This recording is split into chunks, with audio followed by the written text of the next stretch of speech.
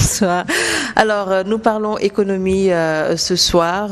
On le sait, les pays de la CEDEAO ont annoncé la création d'une monnaie commune appelée l'ECO, qu'il ambitionne d'ailleurs de mettre en circulation à l'horizon 2020. Pour 8 d'entre eux, cela signifie bien sûr abandonner le franc CFA qu'ils utilisent depuis des décennies. En plus de ça, il y a aussi cette sortie de Talon, président béninois, qui souhaite le rapatriement des réserves de change du franc CFA qui se trouve en France. Alors, docteur, s'agit-il du début de la fin pour le franc CFA? Merci beaucoup. En tout cas, depuis fort longtemps, certains chefs d'État africains l'ont déjà théorisé, à l'image du président Wade, qui le disait déjà, que nous avons nos réserves qui sont en France, qui ne rapportent pas grand-chose, alors qu'au même moment, on emprunte pour financer nos grands projets. Ce serait intéressant quand même qu'on nous rapatrie une bonne partie de ces réserves pour financer donc, nos projets de développement. Donc ça veut dire que la décision, donc, ou en tout cas les déclarations de Talon, donc, corroborent avec celle donc, du président Wade il y a longtemps de cela. Cela veut dire aussi qu'il est grand temps pour les pays, en tout cas membres de l'UEMOA, de couper ce cordon ombilical qui est lié avec surtout l'ancienne puissance coloniale. Parce qu'aujourd'hui, quoi qu'on puisse dire, le franc CFA est l'unique monnaie coloniale en circulation dans le monde. Et jusqu'à présent, on ne voit pas ce que cela vraiment a permis aux pays donc, membres, parce que tout le monde, tous ces pays-là sont toujours dans la zone rouge. Aucun pays, en tout cas, n'a encore réussi à décoller. Donc ça veut dire qu'il y a un problème. Voilà. Est-ce qu'il faudrait abandonner? Est-ce qu'il faudrait revoir les termes, donc les clauses du contrat ou du pacte? Ce qui est sûr et certain, c'est que les réalités du monde de 1945 ne sont pas du tout les mêmes aujourd'hui. Voilà. Et négocier avec quelqu'un qui vient juste, donc, qui n'avait pas d'abord son indépendance, ensuite quelqu'un qui vient d'accéder à l'indépendance, parce qu'on peut le rappeler au passage que le CFA a été créé donc, en 1945, donc juste après la Deuxième Guerre mondiale. En ce moment, nos pays n'avaient pas encore leur indépendance. À l'époque, CFA signifiait colonie française d'Afrique. Après les indépendances en 1960, qu'on a changé simplement le contenu, mais l'acronyme reste le même. Donc, en apprenant coopération, donc voilà, donc communauté financière donc en Afrique, dans la zone UEMOA, mais dans la zone donc CEMAC, on l'appelle coopération financière donc en Afrique centrale. Cette déclaration de Patrice Talon, est-ce véritablement une porte d'ouverture pour une indépendance de notre monnaie? Oui, on peut le penser, d'autant plus que la séparation avec, ou bien la fin de l'arrimage du franc CFA vis-à-vis de l'euro a été déclenchée avec l'annonce officielle de l'ECO. À partir de ce moment, je crois que politiquement, il y avait une tendance à aller vers la disparition. Maintenant, ce que Talon a dit confirme tout simplement cette dynamique qui est enclenchée. Maintenant, il y a à préciser que ce n'est pas valable pour l'ensemble de la zone CFA de l'Afrique. Ce n'est valable que pour la zone ouest africaine, parce que l'Afrique centrale n'est pas pour le moment concernée. La deuxième chose aussi, c'est que Talon n'a pas précisé de calendrier. Et que là aussi, on n'a pas une idée précise de l'échéance à laquelle va se faire cette fin de l'arrimage avec l'euro. Maintenant, ce qu'il y a à dire, c'est que la France est disposée à ce que l'Afrique aille vers peut-être une plus grande indépendance monétaire. Mais sans doute, ils ne sont pas prêts à rompre avec le cordon ombilical. Je rappelle que Bruno Le Maire, qui se trouve être le ministre des Finances de la France, a dit il n'y a pas longtemps, c'était en début octobre, que la France était prête à aller vers une réforme ambitieuse. Mais une réforme ambitieuse du franc CFA, qu'est-ce que ça signifie ? Au moment où il y a de plus en plus une opinion publique africaine qui demande tout simplement la fin de l'arrimage, quand il nous parle de réformes ambitieuses, je crois qu'il ne va pas jusqu'au bout de ce que voudraient un certain nombre de personnes en Afrique, à savoir la fin pure et simple de l'arrimage entre le franc CFA et l'euro. Maintenant, on va observer pour voir ce qui va se faire. De toutes les façons, la tendance me semble inéluctable et que, quelle que soit l'échéance à laquelle ça se fera, ça ne pourra pas ne pas se faire. D'accord, mais certains experts sont quand même divisés sur l'impact qu'aurait justement cela sur l'économie de la région. Comment l'expliquer? Oui, parce que déjà, on peut prévoir. Parce que lorsque certains les pays ont donc une monnaie commune, ça veut dire que ne serait-ce que pour le marché de la CEDEAO, donc ça va s'agrandir davantage et ça va surtout réduire ce qu'on appelle le coût de transaction. Parce qu'à chaque fois que vous n'avez pas la même monnaie, il faut passer à la convertibilité de la monnaie. Donc, il faut convertir parce que pour pouvoir faire pour pouvoir échanger. Donc ça va diminuer, ça c'est clair et net. Maintenant, si les économies ne sont pas redynamisées, c'est clair et net que quel que soit le nom qu'on va attribuer à la nouvelle monnaie, ça ne va pas changer grand-chose. Voilà. Et ça, c'est pas une nouvelle tentation, hein, pour ne pas dire donc parce que déjà les gens ont démarré les négociations pratiquement depuis 1973. Oui. Voilà, ils en parlaient avec une première échéance en 2003, une deuxième échéance en 2005, une troisième échéance en 2009, 2015 et là on parle encore de 2020. Mais avant que cela ne puisse entrer en vigueur, il y a quand même des critères de convergence à respecter. Justement. Je ne voudrais pas être minimaliste, pour reprendre les propos justement du président Abdoulaye Wade lorsqu'il s'était agi de ce fameux débat entre les minimalistes et les maximalistes par rapport à la création d'une monnaie commune africaine. Mais là, on parle encore du franc CFA. Alors, cette rupture du cordon ombilical, est-ce qu'il n'y aura pas de conséquences, pour ne pas dire des dangers, par rapport à la garantie de notre monnaie qui est le franc CFA? En tout cas, ce qui est sûr et certain, c'est qu'avec le franc CFA, ça facilite les transactions internationales parce que la France a donc assuré la convertibilité internationale. Maintenant, les autres pays membres, parce qu'il faut le rappeler qu'au niveau de la CEDEAO, il n'y a que les pays membres de l'UEMOA qui ont cette monnaie-là. Les autres pays ont leur propre monnaie. Cela ne les empêche pas de commercer et même d'être plus dynamiques que nos pays. Donc ça veut dire que pour moi, ça ne devrait poser aucun problème. Au contraire, ce qui va se poser, peut-être, c'est le problème de leadership plutôt. Voilà, qui va vraiment présider aux destinées de cette monnaie-là, les destinées de cette monnaie, parce que je pense que le Nigeria va s'imposer, parce qu'il ne va pas accepter de se ranger derrière un autre pays, je ne le vois pas. Voilà, et que lorsqu'on parle du Nigeria aussi, il y a un problème très sérieux en matière de rigueur dans la gestion, en matière donc, de stabilité et autres. Justement, il y a ce problème de leader qui se pose, on parle déjà du Nigeria, on parle aussi de comment va se passer l'impression par rapport à cette monnaie.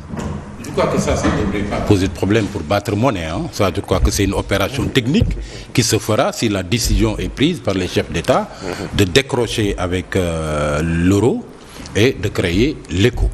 Maintenant, ce qu'il y a lieu de préciser, c'est que jusqu'à présent, c'est la moitié des réserves de taux de change de la zone IMOA qui a été déposée à la Banque de France, mais pas la totalité. Parce qu'il y a une partie quand même qui est toujours gérée par la Banque centrale.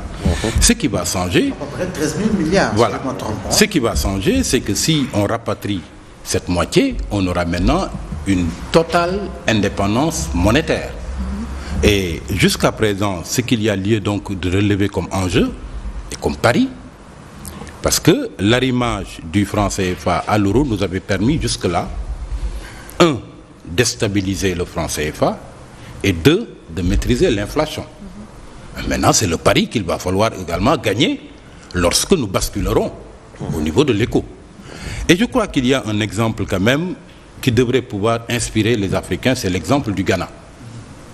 Le Ghana a eu, il n'y a pas très longtemps, un taux de croissance de son PIB de 8,5% en reposant sur sa propre monnaie. Et le Ghana s'est même payé le luxe de rompre avec le programme du FMI. Le Ghana s'est passé de l'aide des fonds, des crédits, de l'argent du FMI. Je crois que ça, il fallait avoir le courage de le faire. Parce que tout simplement, leur économie a connu une croissance telle qu'ils se disent qu'ils se passent du soutien de l'FMI et qu'ils vont décider de leur propre budget à partir de leurs propres ressources. Qu'est-ce qui leur a permis de faire ça? Premièrement, un essor dans l'exploitation du pétrole depuis 2010. Deuxièmement, cet essor-là de l'exploitation du pétrole est combiné à l'essor de 2 autres ressources que sont l'or et le cacao. À signaler que le Ghana est le 2e producteur africain à la matière. Et ils ont également eu l'intelligence d'accroître les investissements pour développer l'agriculture vivrière. Et il y a un dernier élément qui leur a permis cet essor économique, c'est qu'ils favorisent l'implantation d'industries manufacturières sur l'ensemble du pays. Le président ghanéen est tellement ambitieux qu'il envisage d'installer une industrie manufacturière par district. Et figurez-vous qu'il y a 216 districts au Ghana, multiplié donc par le nombre d'unités industrielles qui seront installées, ça leur permettra, eux, de s'asseoir sur une économie. Et le fait qu'ils aient eu leur propre monnaie a permis également une très bonne relance de l'activité économique. Parce que la Banque centrale du Ghana a eu à baisser très fortement les taux d'intérêt, ce qui a favorisé l'accès au crédit d'activité. Et ça a permis à l'économie ghanéenne de tourner. Je crois que c'est un exemple qui devrait inspirer quand même les pays africains, à savoir qu'ils peuvent avoir leur propre monnaie, qu'ils peuvent changer de paradigme également par rapport à leur rapport avec l'Occident et principalement avec la France. Et vous savez, le mot d'ordre qui est utilisé en Ghana, c'est Ghana beyond aid. Le Ghana au-delà de l'aide. Il faut avoir tout simplement le courage de franchir le Rubicon, de s'autonomiser au plan économique, de diversifier les activités économiques pour également aller vers un changement de monnaie. Et je crois que sur cette base, on peut asseoir une économie africaine très viable. C'est un changement de paradigme qui paraît ambitieux, mais là, il s'agit du Ghana qui est un pays. Et là, nous parlons du franc CFA qui ne concerne pas un seul pays, mais plusieurs pays quand même. Oui. Je le dis souvent, donc dans certaines discussions, en fait, il faudrait qu'il y ait donc ce qu'on appelle de la volonté politique, parce que tout ce que Momar vient de dire montre simplement que le président ghanéen a de l'ambition et il a le courage de ses idées. Parfois, ça manque terriblement chez nous. Parce qu'à chaque fois que chez nous, les gens voudraient prendre certaines décisions, ils pensent plus à la France. Ils pensent plus à la France qu'à leur propre population. Là, ça pose problème. Je ne vais pas revenir sur ce qui s'était passé, par exemple, avec l'affaire Thierno Alassane Sall. Vous vous souvenez un tout petit peu, quelqu'un qui refusait de signer un contrat avec une compagnie inter-française parce que simplement, ça ne défendait pas les intérêts du pays. Et je ne vais pas revenir sur tout ça, mais vous savez que, par exemple, quelqu'un qui est là, qui a été élu, qui a bénéficié de tous les privilèges du pouvoir pour réfléchir et agir pour les intérêts uniques de son pays, ça pose problème. Voilà, c'est juste une question en tout cas de volonté politique. Maintenant, lorsque vous avez votre propre monnaie avec une politique monétaire, donc ce qu'on appelle expansive, voilà, vous avez toujours la possibilité donc de relancer, donc d'augmenter l'offre de monnaie. Donc au-delà, ça va créer ce qu'on appelle la création donc de monnaie. Donc et favoriser aussi donc ce qu'on appelle les crédits. Donc ça c'est important. Vous savez, lorsque la Banque centrale arrive à influencer, ce qui est son rôle d'ailleurs, donc la quantité de monnaie donc en circulation, ça lui permet de pouvoir contrôler la masse monétaire. Voilà. Maintenant, ceux qui ont besoin de crédits pour pouvoir créer, donc investir, créer des emplois, relancer l'économie, etc., ils doivent avoir quand même accès facilement au crédit. Voilà. Et si vous ne contrôlez pas donc cette phase, il y a beaucoup de choses qui vous échappent. Parce que parfois, à partir de l'autre côté, on peut toujours mettre en place des dispositions qui permettent de favoriser leurs propres entreprises que les miennes ou que les nôtres. Donc là aussi, je pense que c'est pas très avantageux pour nous. Encore une fois, en tout cas, c'est une décision à saluer, mais je pense que les délais me semble encore être assez donc court. Autrement dit, bon, heureusement que d'après ce qu'ils ont dit, cette région va se faire de manière graduelle. C'est-à-dire tout pays qui remplit les critères de convergence peut directement entendre. Donc ça va se faire au fur et à mesure. Voilà. Donc ça veut dire que j'ai l'impression aussi que peut-être on peut aller un peu plus vite. Voilà. Un peu plus vite, Dr Gassama, est-ce qu'on pourra réajuster la balance à un niveau micro ou macroéconomique si l'on sait que dans certains pays c'est déficitaire comme l'exemple du Sénégal et excédentaire, par exemple comme en Côte d'Ivoire? Donc on ne réfléchit pas de cette manière en disant que tel pays excédentaire ou donc déficitaire. Là, on réfléchit par rapport à des critères de convergence. Voilà. Donc il faudrait maîtriser le taux d'inflation. Il faudrait, par exemple, respecter ce qu'on appelle les critères par rapport donc à la dette, l'endettement, le PIB et tout ça. Donc chacun travaille pour assainir ses finances publiques pour respecter aussi donc les critères. Dès que c'est fait, je pense que vous avez la possibilité donc d'arrêter directement.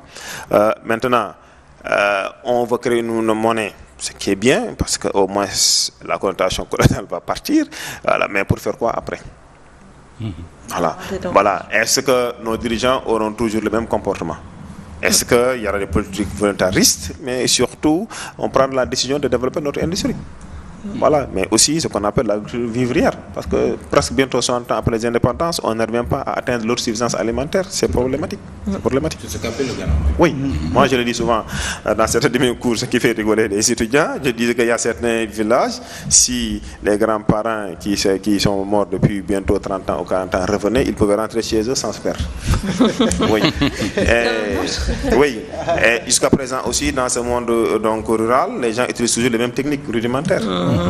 Un pays oui, Kanyando, voilà, Kachando, etc. Voilà, une agriculture qu'on développait pour nourrir 5 millions de personnes. Maintenant, on passe à 10 à 15. Est-ce que c'est toujours la même chose? Il n'y a pas grand-chose qui a changé. Donc, nous devons vraiment avoir plus de volonté politique. Et la preuve, lorsque, avec le programme d'autosuffisance alimentaire Henri, lancé par le président Macky Sall, on a vu en 2 ans, 3 ans, comme à quel point vraiment le niveau de production a augmenté. Il faut le faire pour toutes les denrées. On n'a pas besoin de demander simplement d'avoir l'autosuffisance en riz, mais toutes les denrées que nous utilisons. Et c'est possible. On a les terres, on a de l'eau, on a beaucoup de jeunes, parce que la population est très jeune. Et beaucoup d'entre eux-mêmes d'ailleurs ne travaillent pas. Donc toutes les conditions sont réunies. Qu'est-ce qui nous manque? De la volonté politique. Pas plus ni moins. Alors, de la volonté politique, mais Momar, d'une autre part, il y en a qui pensent, comme l'économiste Nongo Samba Sylla, que certains pays ne veulent pas justement couper le lien avec le trésor français et que ça va justement rejaillir sur l'éco. Qu'est-ce qu'on peut dire par rapport à ça? Écoutez, moi je pense qu'il va falloir aller résolument vers cette direction. Maintenant, l'avantage d'avoir une monnaie africaine qui ne soit pas arrimée à l'euro, c'est que ça permettra d'avoir une monnaie flexible, un instrument qu'on peut utiliser. J'ai donné tout à l'heure le cas du Ghana, où la Banque centrale, parce qu'ils bénéficient d'une monnaie qui leur est propre, s'est permis de baisser les taux d'intérêt et de favoriser maintenant le crédit à l'activité. Ça a permis à l'économie ghanéenne de tourner. La monnaie donc est un instrument, mais il n'est pas le seul levier sur lequel il va falloir agir. Il y a d'autres secteurs dans lesquels il va falloir agir. Premièrement, tout le monde a eu à déplorer le fait que nous ayons une croissance extravertie. Une croissance qui profite davantage au capital étranger que nos propres industries et nos capitaines d'industrie. Donc il va falloir inverser cette tendance pour développer un patriotisme économique pour aller dans cette direction. Il va falloir également développer l'industrie qui garantit une valeur ajoutée. Et puis ensuite, il y a un manque d'ambition quand même notoire, et il a parfaitement raison de souligner la volonté politique qui doit accompagner tout cela. Je vous donne l'exemple du Sénégal, qui a dû se rabattre sur la Banque islamique du développement pour avoir cette année 30 milliards pour financer la campagne de commercialisation agricole arachidière. Vous pensez que ça c'est de l'ambition? Votre principale spéculation, la principale culture de rente, celle qui permet au pays et au monde rural de tenir, vous êtes dans l'incapacité de financer sa campagne de commercialisation jusqu'à vous rabattre sur une banque étrangère pour pouvoir avoir la manne financière vous permettra de lancer l'opération. Mais écoutez, c'est une question de souveraineté. C'est à ce niveau-là que se situe vraiment la différence. Moi, je pense que c'est une question de volonté politique. Si nos États ont la volonté politique, ils y parviendront. Il y a Macron, d'ailleurs, qui s'est permis même de leur envoyer une pique en disant que lui, il est de la génération, il appartient à une génération qui ne dit pas aux Africains ce qu'ils doivent faire. J'ai donné également tout à l'heure le fameux propos de Bruno Le Maire qui disait qu'ils sont prêts à aller vers une réforme ambitieuse du franc CFA, mais que c'est aux Africains d'en décider. Donc la balle est dans le camp de nos chefs d'État. C'est à eux de décider de faire de leur économie ce qu'ils en veulent. Agir sur l'instrument monétaire en ayant une monnaie propre qui sera suffisamment flexible et qu'on peut utiliser comme levier pour accélérer notre développement économique. Ça, c'est un. Deuxièmement, promouvoir le patriotisme économique pour avoir vraiment un pouvoir local fort et ensuite réfléchir sur le modèle de financement de notre économie. Parce qu'avoir la monnaie aussi, ça nous permettra, nous, de développer nos propres banques. Aujourd'hui, 80% du tissu bancaire au Sénégal est détenu par les étrangers. Et vous croyez qu'ils feront dans la philanthropie pour financer votre économie? Non, ils ne le feront pas. Ils vont financer les entreprises qui appartiennent à leur pays et qui sont venues s'installer ici. Exim Bank va financer les entreprises chinoises. CBAO va financer prioritairement les entreprises marocaines, etc., etc. Donc, agir sur le levier monétaire. 2, développer un modèle de financement qui nous est propre en ayant des banques qui financent notre économie. 3, aller vers l'industrialisation pour avoir de la valeur ajoutée. Diversifier l'économie, avoir une agriculture vivrière intensifiée. Je crois que ce sont les éléments sur lesquels on devra agir, mais pas sur la monnaie uniquement. Et il faudra réécouter le discours guerrier du président Idriss Déby Itno concernant le franc CFA, ce qui n'est pas le cas chez beaucoup de présidents ici dans la zone UEMOA. Mais docteur, quoi qu'on puisse dire, le franc CFA, l'éco, peu importe le nom de la monnaie, ce qui est important aujourd'hui et ce qui est le principal enjeu, c'est d'avoir une souveraineté économique et monétaire qui va permettre justement aux pays de l'UEMOA, j'allais dire même par extension de la CEDEAO, à pouvoir avoir une économie durable, une économie assez émergente. Oui, cela suppose qu'il faudrait bien gérer les deniers publics. Parce que déjà, si les gens présentent un programme aux électeurs pour se faire élire, après maintenant, on passe à autre chose. Autrement dit, on connaît les priorités du pays, parfois on passe à côté, mais on se focalise juste sur quelques grands projets pour soi-disant avoir un bilan à présenter afin de chercher à briguer un autre mandat. Bref, on a comme l'impression que c'est un éternel recommencement. En Afrique, de manière générale, on a toujours les mêmes problèmes. C'est les mêmes problèmes qui se posent depuis presque les indépendances jusqu'à présent. Voilà. Vous êtes en rapport avec, bien sûr, donc, la France par rapport donc, au CFA. La France, aujourd'hui, défend ses intérêts. Ça, c'est tout à fait normal. Maintenant, c'est aux Africains de défendre les leurs. Voilà. Et à ce niveau-là, on sait que certains continuent toujours à faire un clin d'œil donc, à la France. Parce que peut-être ils pensent à leur sécurité, à sécuriser leur pouvoir plutôt qu'à développer donc, le pays. Je veux dire par là, si vous n'êtes pas arrivé au pouvoir, en tout cas de manière démocratique, ou si vous êtes au pouvoir aussi, vous êtes là, peut-être vous avez déjà pris certains engagements et vous tenez coûte à les faire respecter, certains engagements au profit bien sûr de l'ancienne puissance coloniale. Sinon, rien n'explique un pays comme le Sénégal où à un certain moment on voyait qu'il y avait d'autres, en tout cas, entreprises qui étaient là, mais avec par exemple l'actuel chef d'État, on a vu le retour en force des entreprises françaises. Et parfois même une installation anarchique. Dans la grande distribution, il y a un leader donc, de la grande distribution qui est là au Sénégal, mais qui s'installe vraiment de manière anarchique. Moi, je ne suis pas contre, hein, loin de là. Je suis pour donc, le libéralisme, je suis pour la concurrence. Sauf que si la même enseigne se retrouve partout, là, après, ça va créer une position de monopole. Ça va être contraire à ce qu'on défendait. Même chez eux, ça ne se passe pas comme ça. Je me rappelle lorsqu'on était encore à résidence universitaire,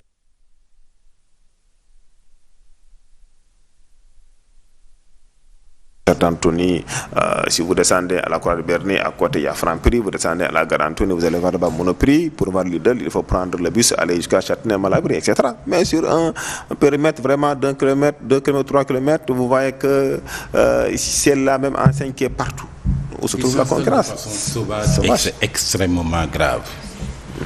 Il y a avant Auchan, parce qu'il ne veut pas nommer la marque, mais c'est l'enseigne Auchan. Avant Auchan, il y avait Casino. Il y a 4 casinos dans le rayon de Dakar. Il y en a un à Arborsaro, il y en a un deuxième à Sam, et vous voyez la distance. Proportionnellement, il y en a à Liberté, près de Chembo, et il y en a aux Almadies. Vous voyez donc que proportionnellement, c'est un rayon qui est respecté. Aujourd'hui, ce que Auchan fait, c'est une implantation sauvage qui va tuer le petit commerce. C'est ça la vérité. Il s'installe à tous les coins de rue. On a l'impression que c'est des boutiques du coin. Et c'est ça dangereux pour les petits commerces qui se développent. Ensuite,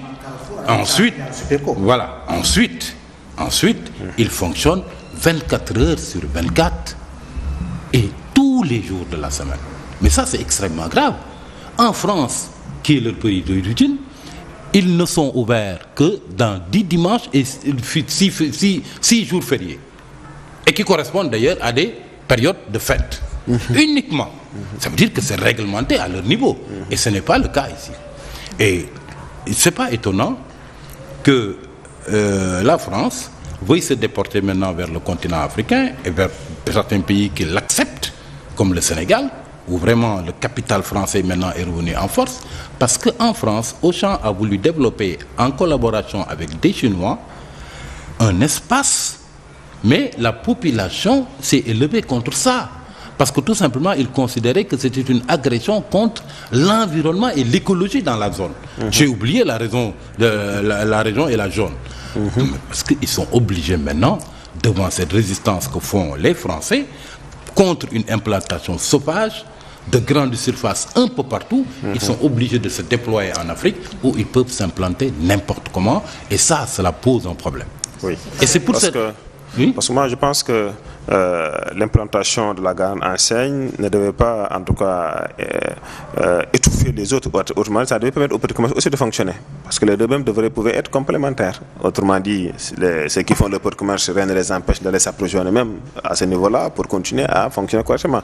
Mais à ce niveau-là, ils sont tous appelés à disparaître. Mais partant de cela, est-ce qu'aujourd'hui, avec ce qu'il pourrait se passer avec le franc CFA, nous pourrons aller vers une rupture pour permettre justement au capital sénégalais et africain justement de pouvoir s'y développer, quand on sait que quelque part également, qu'on le veuille ou non, la France a pratiquement pouvoir de vie et de mort sur nos économies. On se rappelle lorsque c'est un ministre de la coopération en 93, si je m'abuse, Michel Roussin, qui avait regroupé au méridien président les 14 Abdou pour aller vers une dévaluation du franc CFA.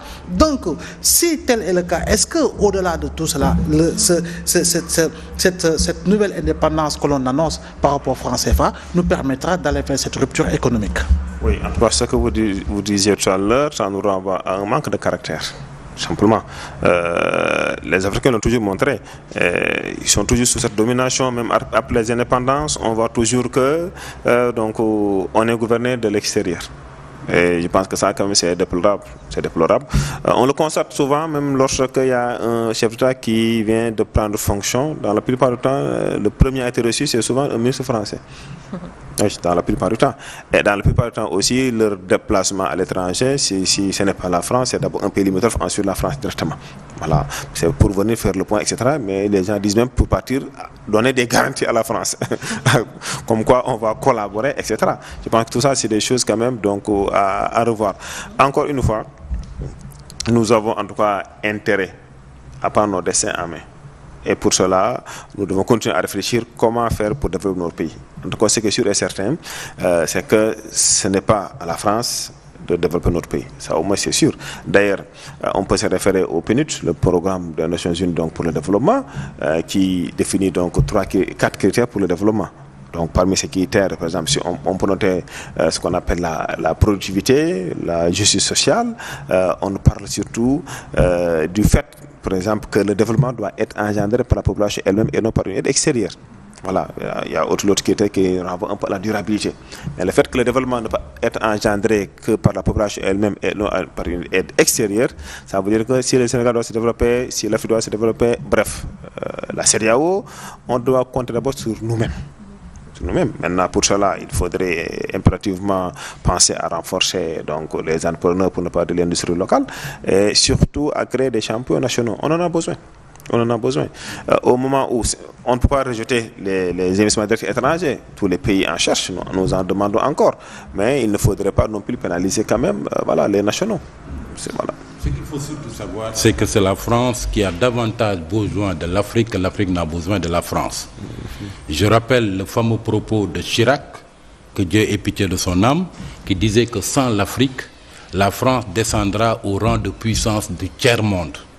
Je crois que c'est suffisamment éloquent sur ce que la France se procure comme profit en étant présente sur l'économie africaine. Et je me souviens d'ailleurs qu'il n'y a pas très longtemps, en prélude à la visite d'Emmanuel Macron à Ouagadougou, il devait tenir son premier discours qui rappelle le discours de sinistre mémoire de Sarkozy qu'il avait fait à l'université de Dakar. À l'époque, Achille Mbembe et Felwine Sarr avaient sorti une tribune dans Le Monde titrée ceci: Africains, il n'y a rien à attendre de la France que nous ne puissions nous offrir à nous-mêmes. Je crois que c'est suffisamment clair comme appel à lancer à nos chefs d'État. Il suffit tout simplement que nous ayons la volonté politique, la détermination pour aller vraiment vers une économie qui soit plus diversifiée, plus autonome pour avoir vraiment un développement. Ce n'est pas par hasard qu'aujourd'hui, dans le peloton des têtes des pays africains à économie émergente, vous trouvez bien évidemment le Ghana, vous trouvez l'Éthiopie, qui est la deuxième croissance après celle du Ghana, vous trouvez l'Afrique du Sud, vous trouvez le Nigeria, vous trouvez le Rwanda. Aucun de ces pays n'a comme monnaie le CFA. Effectivement. Ils n'ont pas une monnaie arrimée à une monnaie étrangère puissante. La clé, elle est là. Il suffit tout simplement d'avoir la volonté politique pour aller dans cette direction, avoir le courage d'aller dans cette direction pour le faire. Alors, certains présidents sont... La politique revient encore. Il y a de la volonté politique revient encore. Ça veut dire que ce qui est sûr, c'est qu'on se dirige de manière irréversible vers vraiment cette séparation. Parce que les mentalités évoluent. Est-ce que c'est dans ce sens que justement le président ivoirien a soutenu devant son homologue français que justement la rupture n'allait pas se faire de manière brutale? Oui, donc j'avais entendu donc ce discours-là, mais bien avant, on le défendait aussi, parce que lorsque vous êtes donc en partenariat avec quelqu'un, donc forcément il faut éviter tout ce qui est rupture brutale, parce que peut-être ça peut faire mal par ça et là. Et au-delà aussi, on sait que donc la France est une grande puissance, mais aussi elle peut continuer à manipuler certains pays. Donc j'avais l'habitude de dire que lorsque même nous devons sortir et créer notre propre monnaie, il faudrait d'abord qu'on insiste et qu'on y aille ensemble. C'est important. Important, tout en sachant que maintenant un pays n'a pas d'amis mais que des intérêts. Donc certains pays, peut-être on peut leur faire, ou la France peut toujours leur faire donc des propositions très alléchantes, ce qui les pousse peut-être ou les pousserait peut-être à lâcher donc les autres. On décrypte ce message comme le fait que certains dirigeants veuillent justement préserver l'intérêt de la France. Difficile de dire le contraire. On se souvient encore de l'élection du président Ouattara. Certains disaient simplement que c'est Sarkozy qui l'avait mis là. Ou en tout cas, la France avait joué un rôle très important, extrêmement déterminant pour que M. Alassane Dramane Ouattara reste le président de la France, de la Côte d'Ivoire. Parce qu'à l'époque, on voyait encore que M. Gbagbo s'était accroché au pouvoir, mais la France avait utilisé donc toutes ses forces pour permettre à M. Alassane Dramane Ouattara de s'installer. Maintenant, la France ne peut pas faire tout ça pour après, en tout cas, diminuer en tout cas son influence. Mais au contraire, c'est pour encore accentuer davantage son influence donc, sur la Côte d'Ivoire, mais aussi passer par la Côte d'Ivoire, de par son leadership aussi, pour continuer davantage à exercer son influence sur les autres pays donc, de la sous-région. Alors, ce qui veut dire que l'interrogation d'Axel Kabou est encore de rigueur, Momar Diaw. Et c'est l'Afrique qui refusait le développement. Je crois que nos dirigeants, je ne suis pas prêt à dire qu'ils refusent le développement, mais ils ne prennent pas la voie qui mène au développement. Moi, je pense qu'il y a 3 facteurs qui plombent les économies africaines. Le premier facteur, surtout en ce qui nous concerne, c'est que nous ayons une monnaie qui n'est pas flexible parce qu'arrimée à l'euro. Première chose. Deuxièmement, nous ayons un système bancaire qui appartient davantage à l'étranger, donc qui ne nous est pas propre. Et troisièmement, le fait que le capital étranger soit bien installé. Regardez aujourd'hui la France qui est revenue en force alors que sous le régime du président Abdoulaye Wade, on avait quand même travaillé à diversifier un peu les axes de coopération avec tous les pays. C'est sous Abdoulaye Wade qu'on a vu la Chine venir au Sénégal, la Turquie venir au Sénégal, l'Inde venir au Sénégal, et il y avait quand même un bénéfice à tirer de cette diversification des acteurs économiques. Mais sous Macky Sall, malheureusement, on a vu la France faire un retour en force dans l'économie sénégalaise. Prenez aujourd'hui les principales entreprises qui fonctionnent, qui font du bénéfice énorme. Si vous prenez Sonatel, c'est les Français avec France Télécom. Vous prenez dans le secteur des hydrocarbures, il y a Total. Vous prenez dans le secteur de la distribution, il y a Auchan, il y a Carrefour qui va venir, etc. Il y a Supeco. Si vous prenez le terre, la principale infrastructure, il y aura les Français là-dedans. Je crois que Bouygues même a été sauvé par le fait qu'il a eu à trouver au Sénégal un marché du terre qui lui a permis d'avoir un ballon d'oxygène pour rebondir, parce que c'était une société qui était quasiment sur les rotules. Donc vous voyez que quand même c'est eux qui profitent davantage de la situation. Il va falloir donc qu'on inverse la tendance, qu'on soit animé vraiment de la volonté politique.